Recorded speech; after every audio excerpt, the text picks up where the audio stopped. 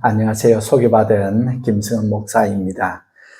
현재 제가 섬기는 교회는 캐나다 동부 온타리오주 워툴루라는 지역에 속해 있습니다. 주변에 있는 도시들과 합하면 한 50만 명 정도 되는 도시인데, 한인들이 한 5천 명 정도 됩니다. 세계에 큰 대학교가 있는데 청년들이 많은 도시입니다. 제가 섬기는 교회에 지금 요양원에 들어가 있는 부부 빼고 제가 나이가 최고 많습니다. 한국과 제가 사는 지역이 한 11시간 정도 시차가 있습니다. 제 시차가 지금 제가 한밤이니까 제가 단어나 이런 것들을 생각을 해서 한다 그러면 자꾸 버벅거릴 것 같아서 제가 그러지 않고 자연스럽게 또 빠른 시간에 이렇게 했으면 좋겠다 싶어서 말씀을 처음부터 끝까지 싹 다 적어 왔습니다. 제가 읽으면서 이렇게 할 텐데 좀 양해를 해주시면 좋겠다 싶습니다. 현재를 살아가는 사람들에게는 고통, 고난 또는 시련 이런 것이 반드시 있습니다. 하나님의 사랑을 입고 있는 하나님을 믿는 사람일지라도 이런 것이 찾아옵니다. 딱히 자신이 잘못한 것이 없는데도 불구하고 고통, 시련을 겪는 일이 반드시 있습니다. 오늘 읽었던 본문 이 말씀을 보면 내 형제들아 너희가 여러 가지 시험을 당하거든 이라고 말을 하는 겁니다. 그때 당시를 살아가던 예수님을 잘 믿고 있었던 목숨을 다해서 예수님을 믿고 있었던 사람들에게도 시련, 시험, 고통 이런 것들이 찾아온다는 것입니다. 많은 성경학자들과 목회자들이 그리스도인에게 찾아오는 고난과 시험이 무엇인지 이것을 파악하기 위해서 매우 노력을 했습니다. 그리고 지금도 노력을 하고 있습니다. 노력을 하고 있다는 것은 시련, 고통, 고난, 그리스도인에게 당하는 이런 것들을 다 이해하지 못했다, 다 파악하지 못했다는 것 아니겠습니까? 고난의 대명사라고 불리는 사람이 있는데 욥이라는 사람입니다. 그 욥에게 닥친 고통과 시련의 원인을 찾기 위해서 욥과 그의 친구들은 설전을 막 벌였습니다. 욥의 친구들이 고민하면서 찾았던 그 원인 그 하나가 무엇이냐 하면 바로 권선징악, 즉 욥이 숨겨놓은 죄가 있기 때문에 지금 고통을 당하고 있다는 것이었습니다. 하지만 욥은 그것에 동의할 수가 없었습니다. 아무리 생각해도 친구들보다 자기가 지은 죄가 더 많아서 자기의 모든 재산을 잃고 그리고 10명에 되는 자녀들이 한꺼번에 죽는 이 일들, 아무래도 내가 그 일은 동의할 수 없겠다 하는 것이었습니다. 그것은 욥이 당한 고난의 이유를 우리들은 그 전체를 읽고 있어서 알고 있습니다. 알고 있는 우리들로서 그렇지는 않다 하는 것 알고 있는 바이지 않습니까? 욥기에서 욥이 당한 고난에 대해 하나님은 속 시원하게 설명해 주지 않았습니다. 그저 폭풍 가운데 나타나셔서 네가 한번 대답해 보렴 하면서 내장에 걸쳐서 네 이것 아냐 저것 아느냐 하고 세상의 이치를 물을 뿐이었습니다. 그 물음에 욥은 나는 깨닫지도 못한 일을 말하였고 스스로 알 수도 없고 헤아리기도 어려운 말을 하였습니다. 그렇게 고백했습니다. 네, 잘 모르겠습니다. 한마디로 그렇게 이야기한 것입니다. 그리고 온전히 알지도 못하고 자신의 새치혀를 놀리면서 막 이야기한 것에 대해서 하나님 용서해 주십시오 이렇게만 합니다. 성도 여러분들, 오늘 본문 야고보서 1장 2절에서 이렇게 말합니다. 형제 자매 여러분, 여러분이 여러 가지 시험을 빠질 때, 시련에 빠질 때에 그것을 더할 나위 없는 기쁨으로 여기십시오. 세 번역은 그렇게 표현합니다. 시험이 찾아오면 어떻습니까? 피하고 싶습니다. 고통과 시련이 닥치면 그것으로부터 도망가고 싶습니다. 그런데 야고보는 우리에게 이야기할 때에 기쁨으로 여기라. 더 나아가서 더할 나위 없는 기쁨으로 여기라는 겁니다. 시험, 시련, 고통이 온다고 춤을 추면서 기뻐하라고 이야기를 하는 겁니다. 무슨 이런 말도 안 되는 소리입니까? 그렇게 생각되지 않습니까? 정말 말도 안 되는 소리 같습니다. 저는 약 3년 전에 야고보서 1장의 이 말씀이 저의 삶의 실체가 되는 것을 경험했습니다. 코로나 때문에 팬데믹이라 그러죠. 전 세계적으로 코로나 때문에 그래서 미뤄왔던 어머니 구순잔치를 코로나가 끝난 지금으로부터 3년 전에 그 구순잔치가 있었습니다. 그래서 저희 가족이 모처럼 한국을 방문했습니다. 외국에 사는 교포들이 고국을 방문하며 보통 하는 일들이 오래간만에 가족들 만나서 기뻐하고 친지들을 만나고 친구들도 만나면서 함께 기쁨을 누리는 겁니다. 또 하나가 더 있는데 외국에서 값을 2배, 3배로 줘야 살 수 있는 식재료들 있죠. 마른 반찬 하는 거라든지 또 한국 물건들이 훨씬 캐나다 물건보다 좋습니다. 그래서 한국에 오면 또 옷도 좀 사고 이렇게 합니다. 그리고 무엇보다도 세계 최고의 수준을 자랑하는 의료 서비스, 이것을 예약도 없이 받을 수가 있지 않습니까? 그래서 한국의 의료 시스템을 체험하고 받는 것이 이 3가지 중에 하나가 들어갑니다. 제가 사는 캐나다에서는 의료가 공짜입니다. 그래서 캐나다에 나이 많으면 와야 되겠다 하는 사람들이 있는데 그 대신에 공짜다 보니까 사람들이 너무 많이 밀리는 겁니다. 그래서 제가 캐나다에 있을 때 치질이 좀 있었는데 병원을 가서 이거 좀 내가 빨리 처리를 하고 수술 받으면 좋겠습니다. 이랬더니 의사가 고개를 저으면서 이 정도는 참을 수 있다. 이렇게 이야기를 하는 거예요. 사람들도 많이 기다리고 있는데 당신 정도는 문제가 아니야. 하고 가라는 겁니다. 그 소식을 들은 주변의 한국 분들이 자신들이 한국에서 치질 수술을 받고 왔는데 너무너무 좋다고 목사님도 한국에 가든 꼭 치질 수술을 받았으면 좋겠다 하고 권하는 겁니다. 그래서 아내와 함께 병원에 왔을 때에, 여기 한국에 방문했을 때에 치질 전문 병원을 방문해서 상담을 받았습니다. 그런데 바로 다음 날 수술이 된다는 겁니다. 캐나다에는 도저히 꿈꾸지 못하는 빨리빨리가 실현되는 순간이었습니다. 와, 한국 의료 시스템 정말 끝내준다. 너무 좋다. 그러고는 바로 다음 날 예약을 잡고 수술하겠다 한 겁니다. 야, 이제 나를 괴롭혀왔던 힘들잖아요. 치질이 있으면 이제 그것으로부터 해방되겠다. 그렇게 생각하고 너무 기뻤습니다. 그 다음 날 입원해서 수술을 받았습니다. 수술이 너무 잘 된 겁니다. 치질 수술한 분들이 그 수술이 엄청 아프다는 이야기를 들었는데 저는 별로 아프지도 않았습니다. 그래서 퇴원 후에도 혼자서 차를 몰고 파주에서 인천까지 이렇게 외래를 왔다 갔다 했습니다. 와, 너무 수술이 잘 돼서 방심했던 것일까요? 첫 번째 수술하고 5일쯤 지났을 때에 식사하다가 이 화장실에 가고 싶었던 겁니다. 그래서 화장실을 갔습니다. 근데 갑자기 피가 팍 쏟아지는 겁니다. 변기에 피가 막 고인 겁니다. 위험하다 싶어서 수술한 병원에 연락했더니 위급한 것으로 판단했든지 가까운 곳으로 빨리 대학병원에 가라는 것이었습니다. 장인 어르신이 몰고 가는 차 안에서 옆으로 이렇게 쭈그리고 누워서 참고 이렇게 갔습니다. 차에서 겨우 내려서 인제대학교 백병원에 이렇게 응급실에 들어가는 그 입구에 그냥 팍 쓰러졌습니다. 그때부터는 조금도 스스로 움직일 수가 없었습니다. 조그만 차시만 바꾸려고 그래도 어지럽고 속이 매서웠기 때문입니다. 그런데 대학병원 응급실에서는 별로 해주는 것이 없었습니다.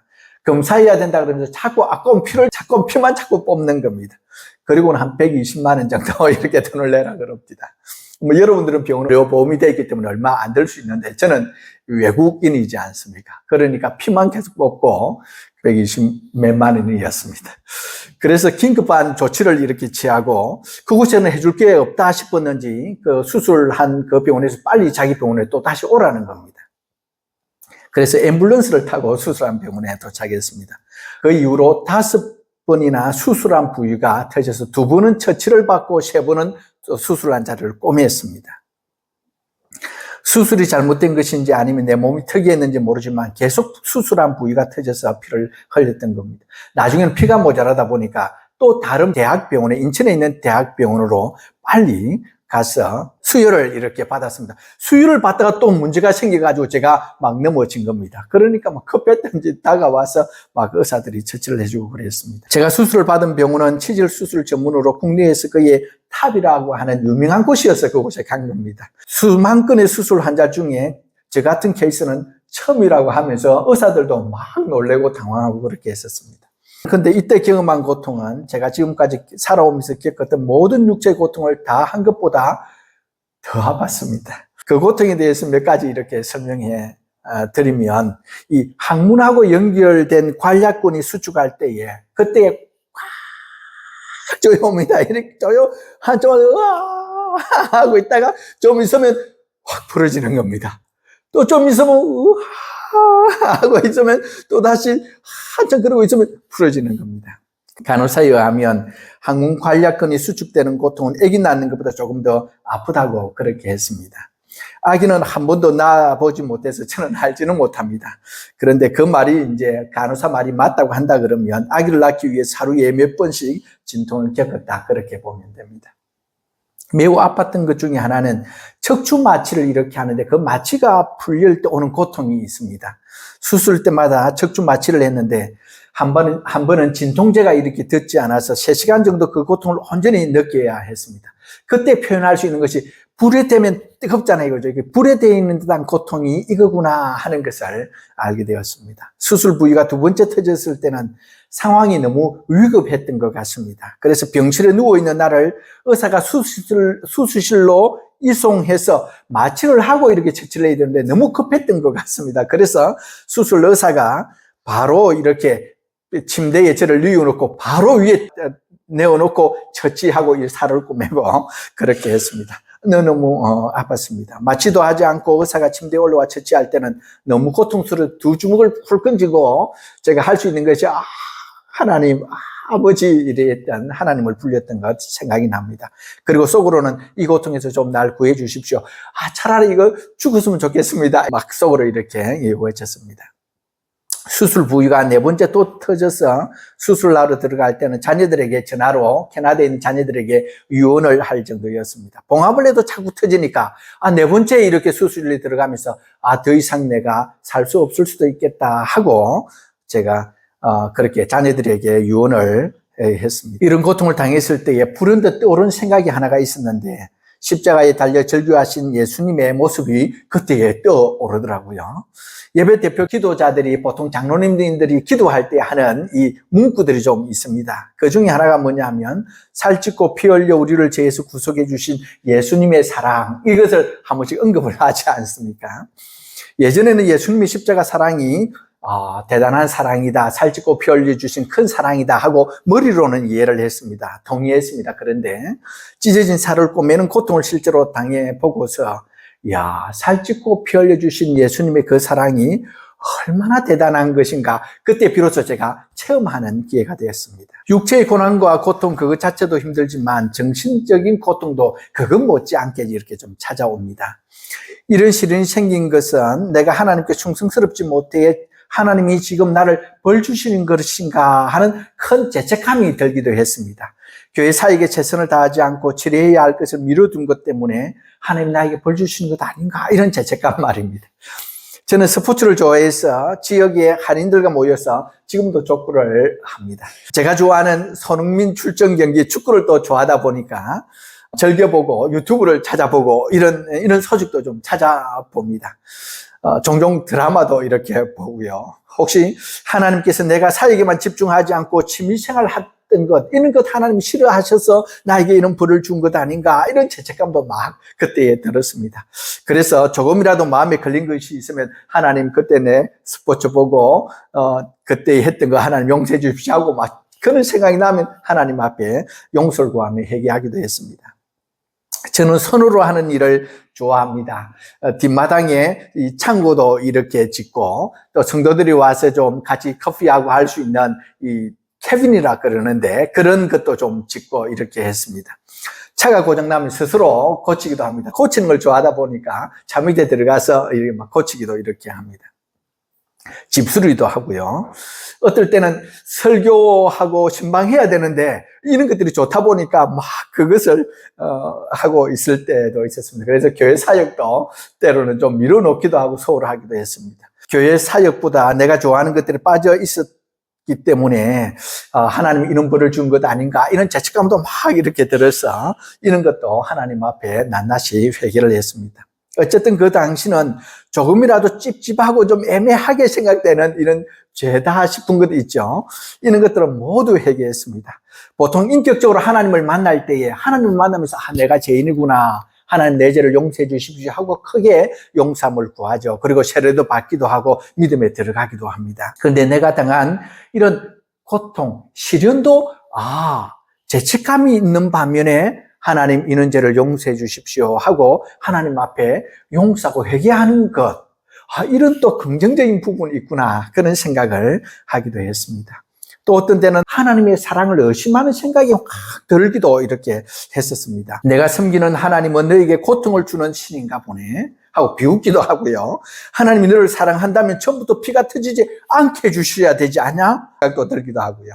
한두 번도 아니고 이 5번이나 이렇게 터뜨리는 하나님이 너 사랑하는 거 진짜 맞아? 이 의심이 들게 하기도 하고 막 이런 생각들도 찾아왔었습니다. 내가 하나님을 사랑한다고 이렇게 하지만 하나님이 내가 사랑하는 것만큼 너 사랑하지 않아? 그렇게 이야기도 막 들려주기도 하고요. 또 좀 더 교묘하게 이런 생각도 주는 것들을 들었습니다. 내가 목사임을 병원 관계자들이 알게 될 텐데 하나님을 섬기는 사람이 5번이나 피를 쏟는다는 것을 사람들은 어떻게 받아들일까? 내가 지금 이 아픈 것 때문에 전도의 문을 닫고 있는 거야. 그런 생각도 막 들기도 하고요. 때로는 성도들이 너희에 대해 생각하기를 치질 수술로 저렇게 어려움과 고통을 당하는 것을 보니까 김수호 목사가 하나님께 별로 중요한 그런 존재가 아닌가 봐. 혹시 목사님이 숨겨놓은 죄 때문에 저런 것 아니야? 막 그런 생각이 막 들어오는 거예요. 그런 막 사단이 주는 이 비아냥 같은 소리도 막 들었었습니다. 고통의 시간을 지나면서 여러 감정들이 나를 이렇게 막 흔들고 있었을 때에 오늘 본문의 말씀이 그 글자로만 되어 있었는데 저에게 막 찾아오는 듯 했습니다. 극심한 고통과 어려움이 있기 전에 이 말씀은 단지 성경에 기록되어 있는 말씀이었습니다. 그런데 어려운 시간을 지나면서 이 말씀이 내 삶을 비집고 돌아와서 역사하기 시작한 겁니다. 야고보서 1장 3절을 보면 고난을 통해 성숙함으로 이끌기 위해서는 고난을 통해서 성숙함으로 이끌 텐데 그것을 위해서는 중요한 요소가 하나 더 있음을 제가 발견하게 되었습니다. 야고보서 1장 3절에 보면 이렇게 말씀합니다. 여러분은 믿음의 시련이 인내를 낳는다는 것을 알고 있습니다. 미련의 시련이 인내를 낳는다는 겁니다. 고난은 조금도 부족함이 없이 완전하고 성숙한 사람을 만드는 재료라고 이 말씀을 사절에 하고 있습니다. 그런데 그 고난과 시련은 인내를 요구한다, 그렇게 말하고 있는 겁니다.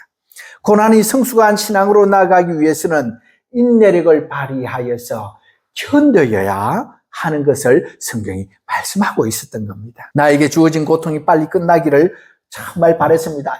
저 더 이상 안 아팠으면 좋겠습니다. 그런 생각을 했습니다.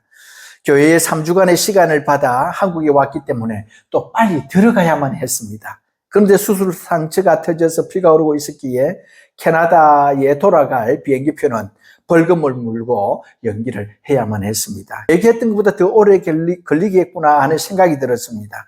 성숙을 위해서는 믿음의 시련이 필요하다는 것을 머리로는 또 그 말씀을 보면서 알고 있었습니다만 여전히 마음에는 애가 탔습니다.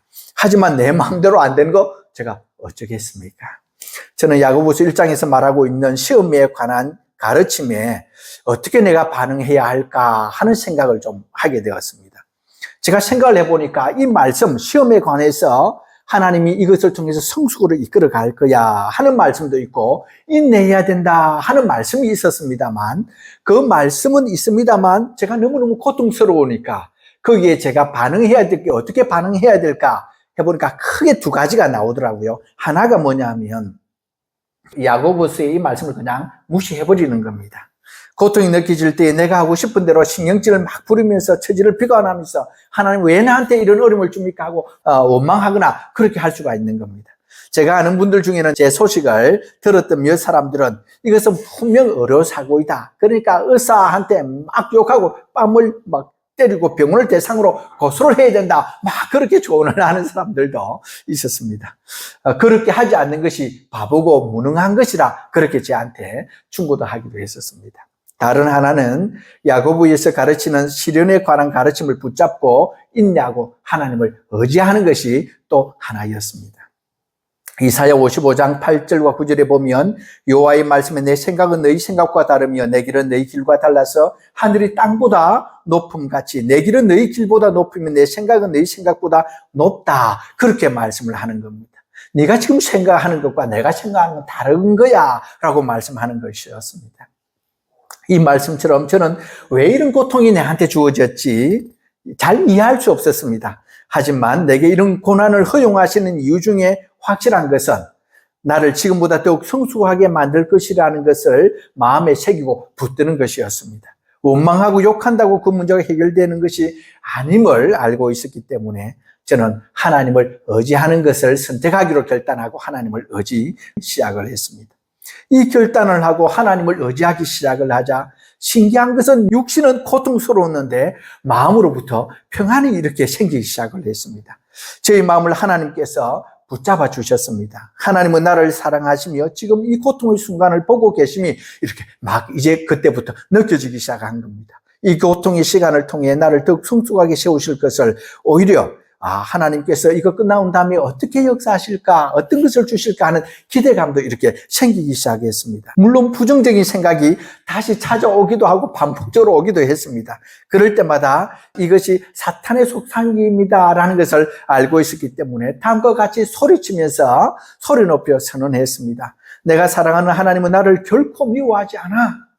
하나님은 나를 사랑하시고 나도 하나님을 사랑해. 예수님은 살찌고 피를 흘리기까지 나를 사랑하는 분이셔. 나를 흔들어 놓으려는 사탄아, 나를 떠나가라, 물러가라. 거듭 소리쳤습니다. 반복적인 선언이 부정적인 생각이 자리를 잡지 못하도록 하는데 큰 도움이 되었던 것 같습니다. 자꾸 그렇게 반복하다 보니까 사단이 더 이상 나에게 그런 소리를 하면 하나님 사랑해, 나도 하나님을 사랑해 자꾸 하니까 점점 약해지기 시작했습니다. 혹시 여러분에게도 이런 부정적인 생각이 들어오려고 한다 그러면, 하나님이 나를 사랑하는 것이 의심든다 이런 생각이 들면 한번 여러분도 그렇게 해보시면 좀 도움이 되지 않을까 생각을 합니다. 먼저 하나님의 말씀을 붙잡고요, 그리고 하나님의 그 사랑을 한번 묵상해 보면 좋겠습니다. 그리고 나아가 하나님의 사랑을 확신하고 하나님의 사랑을 선언을 하는 겁니다. 소리를 치는 겁니다. 반복적으로 그렇게 해보시면 좋습니다. 부정적인 생각이 떠나가게 되고 하나님의 그 사랑이 여러분의 마음에 점점 생기기 시작할 겁니다. 하나님의 사랑을 거듭하여 선언하자 머리로만 가슴으로만 이해하던 십자가 고통이 저에게 온몸으로 그 하나님의 십자가의 사랑이 느껴지기 시작을 했습니다.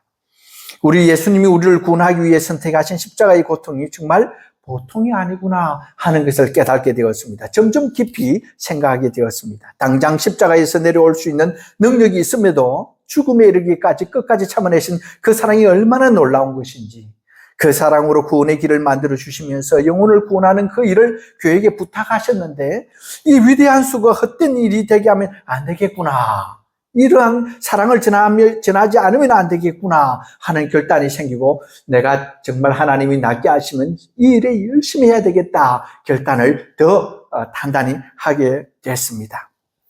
제가 병원에 누워 치료를 받느라 교회에 제가 없는 5개월 동안에 사모인 아내를 중심으로 목자들이 주일 예배와 사역들을 이어갔습니다. 이웃에 계신 목회자님을 설교로 초빙하여 주일 예배를 드리기도 하고, 또 목자들이 돌아가면서 간증 설교도 하기도 했는데 아내가 간증 설교를 하는 순서가 왔습니다. 그때에 마침 아내가 예배를 이렇게 하고 설교를 딱 할 순서 때인데 제가 수술 자리가 또 터졌다 하는 이야기를 들었던 겁니다. 마취도 없이 봉합을 했다는 이야기를 듣고 아내가 하나님께 주신 말씀은 아내에게 하나님께 주신 말씀이 로마서 8장 말씀이었다고 합니다. 누가 우리를 그리스도의 사랑에서 끊으리요? 환난이나 공고나 박해나 기근이나 적시나 위험이나 칼이랴. 기록된 바 우리가 종일 주를 위하여 죽음을 당하게 되며 도살당할 양같이 여김을 받았나이다 함과 같으니라. 정말 수술 때에 누워 도살할 양처럼 여김을 받는 것처럼 아내가 여겨졌다고 합니다. 그러나 37절 말씀에 보면, 그러나 이 모든 일에 우리를 사랑하시는 이로 말미암아 우리가 넉넉히 이기느니라. 그 말씀을 간증 설교를 하면서 하나님께서 이거 이기게 해주시겠구나 하는 마음을 가졌다고 합니다. 내가 확신하노니 사망이나 생명이 천사들이나 권세자들이나 현재일이나 장래일이나 능력이나 높음이나 기쁨이나 다른 어떤 피조물이라도 우리를 우리 주 예수 그리스도 안에 있는 하나님의 사랑에서 끊을 수 없으리라. 그 말씀을 믿으십니까? 성도들에게 그렇게 말씀하니까 믿습니다 하고 그렇게 화답해 주었다고 합니다. 시험에 빠져 있을 때에 그것을 더할 나위 없는 기쁨으로 여기라고 했는데 이것을 어떻게 표현을 할까? 시험, 시련, 고난 당할 때에 기쁨으로 여기는데 더할 나위 없이 기쁨으로 여기라 하는 그 말씀을 이렇게 제가 다시 보면서 그러면 이거를 내가 어떻게 표현하면 좋을까? 이 아픈 고통이 찾아올 때에 내가 그래도 기쁘다 이렇게 말을 해야 될까? 아니면 진통이 올 때 입가를 이렇게 살펴시 올리고는 웃어야 될까? 그 별로 좋은 방법이 아니라고 생각이 들었습니다. 그래서 기쁨을 어떻게 표현할까 막 고민하다가 감사합니다. 그렇게 하면 기쁨이 될 수 있겠다 이런 생각이 들어서 감사합니다라고 하기 시작을 했습니다. 간호사들이 들어와서 피를 뽑아가도 감사합니다. 그렇게 했습니다. 이 열을 재로 이 밤에 와서도 이 밤에 깨워서 열을 재는 겁니다. 그래서 참으는데 기분이 나쁜데 그래도 감사합니다 하기 시작을 했습니다. 진통이 시작되면 너무너무 고통스러웠습니다. 그때에 간호사가 들어와 진통제를 내어줄 때도 감사합니다 그랬습니다. 병실에 들어와 급하게 치료를 하는 것 때문에 몸에 땀이 흥건했는데 처치를 끝내나가는 의사 뒤에다가도 감사합니다 그렇게 했습니다. 병실에 있으면 식사를 매일 하루에 3번씩 꼭꼭 갖다 줍니다. 그 식사를 가지고 오는 분에게도 감사합니다 그랬습니다. 그리고 일어나면서 감사하다고 그러고 하루에 한 번 청소를 하러 이렇게 청소부 아주머니가 들어왔을 때도 그분들에게도 감사합니다 그렇게 했습니다. 처음에 시험 당할 때에 더할 나위 없이 기뻐하라고 했으니 그 말씀에 순종하기 위해서 억지로라도 감사합니다 그렇게 했습니다. 그런데 그 말씀을 붙잡고 감사하기 시작을 하자 정말 내 마음에 기쁨이 살아나기 시작을 했습니다. 내게 행하시는 하나님의 은혜와 긍휼하심이 물밀듯 찾아왔습니다. 하나님의 그 사랑을 생각하며 너무 기뻐서 감격의 눈물을 그 침대 위에서 흘리기도 했습니다. 때로 목회하는 것이 부담이 될 때도 있었습니다만 사역할 수 있게 기회를 주신 것이 얼마나 감사한 것인지 또 감격하면서 혼자 있을 때도 감사합니다. 감사합니다. 그렇게 했습니다. 너무 감사를 하다 보니까 감사할 것이 또 너무 많아지는 겁니다. 그래서 감사할 것이 많아져서도 감사했습니다. 감사하기로 결단하고 나니 하나님이 감사할 수 있는 힘을 불어 넣어주셨습니다. 제가 그렇게 감사하는 모습을 본 간호사 중에 한 분이 병실에 어느 날 들어와서 저에게 물었습니다. 선생님은 어떤 일을 하는 사람입니까? 궁금했는가 봅니다. 병원에 근무하는 사람들이 다 궁금했다는 것입니다. 그래서 캐나다에서 한인 목회하는 목사입니다. 그렇게 했더니 아 그렇군요 하면서 웃었습니다. 왜냐하면 간호사들끼리 내기를 했다는 겁니다. 저 사람이 무엇 하는지 알아맞추는 사람에게 돈을 걸고 내기를 했다는 겁니다. 아마 어떤 사람들은 목사나 선교사일 거야 그렇게 이야기하고 어떤 사람은 그게 아니라면 뭐 성인이겠지 아니면 도사이든지 그랬겠지라고 이야기를 했다는 겁니다. 그 말을 듣고 매우 기뻤습니다. 왜냐하면 한국 교회를 미디어에서는 TV나 이런 데에서는 목회자를 비난하는 목소리를 많이 받겠다 보면 듣습니다. 그런데 아직까지 우리 한국 사람들, 일반 사람들에게 있어서 교회와 목회자들에 대해서 여전히 존중하고 있구나. 이렇게 감사하는 사람들, 목사나 선교사일 거야 하는 그거를 들으면서 그렇지, 여전히 목회자들, 한국에 있는 목회자들 너무너무 수고하고 존중을 받는구나 하는 것을 알았기 때문입니다.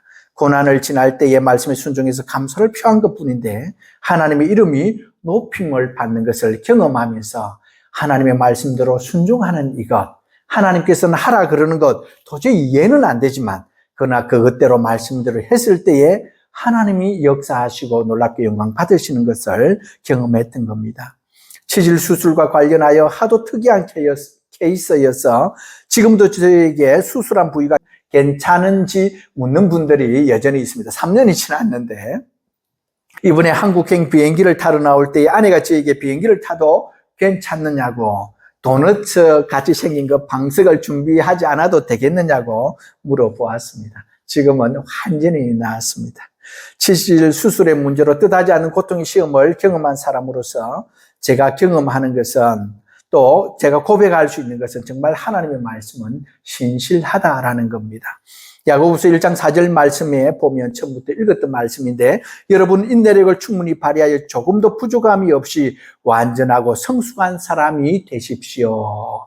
인내하면서 그것을 더할 나위 없는 기쁨으로 받을 때에 그리고 인내하고 하나님께 감사하며로 갈 때에 하나님께서는 조금 더 성숙하게 만드시겠다 하는 이 말씀이 나에게도 좀 이루어진 것 같다. 그런 생각을 했습니다. 육체의 고통과 정신적 시련이 저에게 시험으로 다가왔습니다. 그 시험을 인내하며 말씀을 붙잡고 견디다 보니 그 시험을 당하기 전보다 조금 더 성장인 것 같습니다. 게다가 그 시험은 다음과 같은 깨달음 또 유익을 저와 교회 또 성도들에게 주었던 것을 깨달았습니다. 그것을 조금 제가 간단하게 나열해 보겠습니다. 그 시험을 거치면서 내 존재의 연약함을 제가 깨닫게 되었습니다. 하나님의 은혜와 자비와 긍휼하심으로 살아갈 수밖에 없는 사람이구나 하는 것을 철저하게 한 번 더 깨닫게 된 기회가 되었습니다. 평소에는 무감각했던 죄에 대한 인식이 살아났습니다. 그래서 드러나지 않던 죄를 알게 되었고 회개함으로 흐트러진 삶을 다시 다잡는 기회가 되었습니다. 평소에 별로 아프지 않는 저로서 느끼지 못했습니다. 저는 4대째 믿음의 집안에서 8번째 막내로 태어나 모태신앙으로 어려서부터 하나님을 만났고 많은 사랑을 받으면서 자랐습니다. 그래서 별로 어려운 일을 겪은 적도 없고 고통에 대해 깊은 이해가 없었던 것 같습니다. 그래서 젊은 신학생 시절에 주위에 정말 어려운 시간들을 통과하고 사도 바울처럼 매우 강하고 능력 있는 사역자들을 보면서 너무 멋있고 부러웠던 겁니다. 그래서 하나님, 저런 능력 있는 사역자가 저도 되고 싶습니다. 그래서 그런 마음에 하나님 저에게도 고난과 고통을 경험할 수 있게 해주십시오. 그래서 보석처럼 빛나는 위대한 신앙인의 모습으로 인도해 달라고 기도했던 적이 있었습니다. 이런 시간을 통해서 정말 그 기도를 했는데 이런 것을 좀 맛보았던 것 같습니다. 병중에 있는 성도들이나 어려운 문제로 기도 부탁을 하신 분들을 보면 기도를 합니다. 중보 기도를 합니다. 그런데 이 시간을 겪고 나서 그 아픔이 얼마나 큰지를 제가 체험했으니까 진짜 그 아픔을 알고 기도를 하게 되었습니다. 더 간절한 마음으로 기도하게 되었습니다.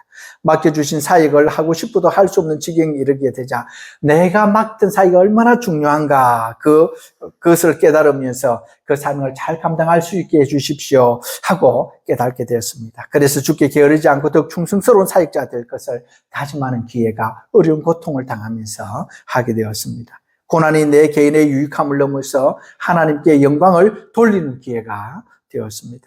입원하는 동안 간호사들과 또 식사와 청소하는 직원들에게 복음을 전하고 믿음의 삶에 대해서 대화를 가지는 시간이 되었습니다. 제가 아프고 병실에 누워 있으니까 이 사람들이 좀 이상하잖아요. 와서 물어보기도 하고 신앙이 뭔지, 자기가 옛날에는 교회를 다녔는데 지금은 안 다니고 있다. 그래서 그 신앙적인 대화를 하면서 교회를 다시 나가보겠다 하는 사람들도 있었습니다. 제가 이 가족과 친지들에게 복음을 전했습니다. 그 중에 복음을 듣고 지금 교회를 잘 나가는 사람이 있습니다. 그때 장인어른도 자기가 천국에 갈 수 있을까 없을까, 자기가 믿는 신앙이 어떤 것인지 헷갈리고 있었을 때에 충분히 5개월 정도 있었으니까 얼마나 대화할 시간이 많았겠습니까? 그래서 충분하게 대화하면서 이제 내가 죽어도 천국에 가겠다. 내가 예수님을 내 마음속에 모시고 있다. 그런 고백도 이렇게 듣기도 했습니다. 여기 아들 혜성이가 있습니다만 신앙의 정체성을 한참 찾는 중에 있었습니다. 하나님이 살아 진짜 계신가? 아빠, 엄마가 예수님을 믿어서 그 가정에 있다 보니까 자기도 지금 예수를 믿고 있는 것 아닌가 하면서 막 헤맬 때가 있었습니다. 그런데 저희 고난을 통해서 하나님을 부모의 하나님이 아니라 하나님이 살아계시다 하고 자기도 하나님을 믿고 있다. 믿고 있었는데 자기가 하나님을 자기 하나님으로 만나고 싶어서 헤매고 있었지. 아빠, 내가 하나님 믿고 있어요. 그 고백을 통해서 얼마나 신앙생활을 그때도 잘했지만 지금도 여전히 잘하고 있는 것을 봅니다. 이것 하나만 해도 제가 고통스러운 그 시기를 아들이 하나님을 탁 붙잡는 이거 하나만 해도 저는 지금 바꾸라 그래도 바꿀 수 있습니다. 너무나 저에게 중요한 기도 제목이었기 때문입니다. 캐나다로 출국하기 전날에 장모님이 저에게 말했습니다. 고난과 고통이 찾아올 때에 그리스도인으로서 자신이 어떻게 앞으로 반응해야 될지 보고 배웠다. 그렇게 고백하는 것을 들었습니다. 고통의 시간이 끝나고 시험을 잘 치렀다며 주신 하나님의 보상이 있습니다. 고난의 시기를 잘 넘기고 믿음으로 잘 넘기고 나면 하나님이 좀 보상을 해주는 것을 경험을 했습니다. 영적으로 성숙하고 자라는 신앙의 성숙 이것도 있지만 말입니다. 하나님께 실제적으로 그거를 잘 지났을 때 주는 보상이 있었습니다. 캐나다로 돌아올 날짜가 다가오는데 1시간도 앉아있는 게 힘든 상태에서 14시간 비행기를 탈 생각을 하니 걱정이 좀 되었습니다. 그래도 사랑하는 교회와 가족에게 돌아갈 수 있다고 하니 기쁜 마음에 감사함으로 이제 기도하고 있었습니다. 아내가 그 상태로 어떻게 그 좁은 이코노믹 좌석에 앉아서 14시간을 오겠느냐, 오다가 또 다시 문제가 생길 게 얼마나 걱정이 되겠습니까? 그래서 비즈니스석을 알아보겠다고 했습니다. 이 이코노미, 비즈니스, 그 다음에 1등석 이렇게 비행기가 좀 되어 있습니다. 그러나 수백만 원이 더 비싼 비즈니스석을 어떻게 타겠냐고 14시간만 참으면 된다고 내가 그래도 가겠다 그렇게 말렸습니다. 그런데 며칠 후 아내로부터 흥분된 목소리로 전화가 왔습니다. 비즈니스석도 아닌 1등석을 130만 원에 구했다는 것입니다. 1000만 원이 넘는 1등석 좌석을 어떻게 130만 원에 구하느냐고, 말도 안 된다고, 비행기 잘못 끄는 것 아니냐, 혹시 피싱을 당한 것 아니냐, 사기당했어 당신, 그렇게 이야기했는데 정말로 1등석 티켓을 이렇게 탄 게 맞는 겁니다. 그것을 손에 쥐고 누워서 올 수가 있었습니다. 혹시 비수기여서 가기 쌌던 것 아닐까 싶어서 아내는 가끔 제가 캐나다에 돌아갔던 10월 초 날짜를 해서 비행기 값을 조회해 본다고 합니다. 이번에도 혹시 그런 초특가 티켓이 있을까 싶어서 보니 비수기인 4월이든 10월이든 편도가 1000만 원이 넘게 나온다면서, 아무리 생각해도 그때 그 티켓을 주신 것은 정말 하나님께 주신 거라고 밖에는 설명할 수 없다, 그렇게 말했습니다. 심지어는 그때 바꾸었던 그 비즈니스석 그 티켓 값에다가 1등석을 탔는데 돈을 40만 원이 더 돌려받았습니다. 캐나다에 도착을 하고서도 작은 통증은 남아 있었습니다. 통증으로 변이를 느껴 밤에 화장실을 계속 들락날락 했었습니다. 토요일에 도착해서 그 다음날이 주일이었기 때문에 곧바로 설교를 하게 되어 있었습니다. 아직도 화장실에 여러 번 막 자다가도 계속 들락날락 이렇게 거려야 하는데 무리가 되는 게 아닌가 하여 아내는 다른 목사님 빨리 좀 섭외해서 설교하고 당신 조금 더 있으면 좋겠다 그랬습니다. 그러지만 5개월 동안 기다린 성도들에게 미안하기도 하고 강대상에 다시 서는 것에 설레는 마음도 있고, 그렇게 내가 하겠다 강행을 했지만 한편으로는 좀 걱정도 되었습니다. 설교를 하다가 화장실 갔다가 또 화장실 가는 동안에 성도들 기다리고 또 와서 설교하다 또 가고, 그렇게 하면 진짜 곤란하지 않습니까? 사람이 이렇게 민감해지면 더 그게 일어날 수도 있는데 염려가 됐었습니다. 그리고는 주일날 설교를 하기 시작을 했습니다. 그런데 화장실 가지 않고 끝까지 설교할 수 있었습니다. 더욱 감사한 것은 그 설교를 끝나고 난 다음부터 제가 화장실 가는 것도 완전히 낫고 완전하게 이렇게 하나님께서 치유해 주셨다 하는 것을 느낄 수가 있었습니다. 1등석 비행기를 타는 데만 해도 1등석을 타면 음식도 잘 나오고요, 누워있기도 하고요, 서비스가 굉장히 좋습니다. 물도 한 모금 마시지 않고 저는 계속 누워서 왔던 건데 그 다음날 예배하고 난 이후에 이렇게 완전히 나았던 것을 봅니다. 혹시 여러분들 중에 많이 아프다 하시는 분이 있으면 한번 교회 와서 예배를 드리면서 하나님 저 좀 낫게 해주십시오, 그렇게 한번 해보시면 어떨까? 여러분에게 적용될 수 있을지는 모르겠지만 저는 종종 그런 경험들을 합니다. 설교자로서 또 예배를 인도하는 사람으로서 그 전날은 되게 아프고 그러는데 설교하러 딱 서서 그 전하고 난 그 다음날 낫는 것을 제법 경험을 합니다. 여러분 모두에게 적용될는지는 모르겠습니다. 저에게는 좀 그렇습니다. 그래서 설교하는 것이 저에게는 복이 되기도 합니다. 또 하나 감사한 것은 제가 5개월간 교회를 이렇게 비웠지 않습니까? 갑작스럽게 비운 겁니다. 3주만 비우려고 그러다가 5개월 동안을 비웠는데 제가 교회에 가니까 교인 수가 더 늘어 있었습니다. 제가 처음 보는 사람들도 더 많이 있었습니다. 흥미로운 것은 제가 다시 앞에서 설교하고 이렇게 내려왔는데 참여한 사람들 중에 오늘 저렇게 설교한 분이 누구냐 묻는 사람들도 있었습니다. 성도들은 목사를 다 알지 않습니까? 그런데 그때 처음 온 사람들이 많아가지고 제가 없는 동안에 교인 숫자가 많이 불어가지고 저분이 누구냐 그렇게 물었던 사람들도 있었다는 겁니다. 목사가 없이 교회를 세워야 했기 때문에 성도들이 하나가 되어서 적극적으로 사역에 임했습니다. 이민교회, 그것도 대학생 교회에서 자기 교회라는 정체성을 찾기는 굉장히 어렵습니다. 조금 있으면 대학을 졸업하고 가는 거니까요.